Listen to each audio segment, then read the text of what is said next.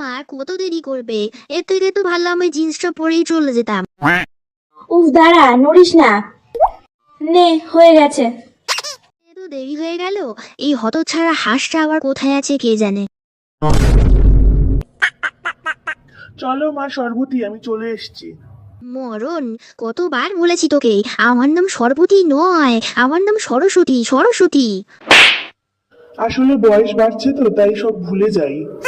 ঠিক আছে চল, এবার নিয়ে গিয়ে উদ্ধার কর আমায়। পিঠটা ব্যথা হয়ে গেল, একটু ডাইটিংও তো করতে পারো। বুঝে চল, নইলে এখানে তোকে ফেলে একাই চলে যাব আমি। বাবা, সারা বছর ফোনে অনলাইনে ক্লাস করে এখন আবার এতগুলো বই জমা দিয়ে গেল। উফ, এরা আবার কি সব গান চালিয়েছে। নতুন একটা গান বেরিয়েছে, কি সুন্দর, কিশোরী কিশোরী। তা না চালিয়ে এসব পটি অনলাইন চালাচ্ছে।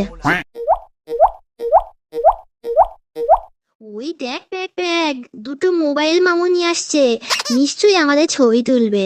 পোজমা ঠিক করে।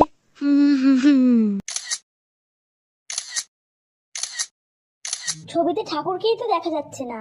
চুপ কর তো, আমাদের দেখা গেলেই হবে। এত বড় অপমান! আমার ছবি না তুলে ওরা নিজের ছবি তুলছে। আমি অভিশাপ দিলাম, ওদের ছবিতে লাইক কমেন্ট কিছু পড়বে না।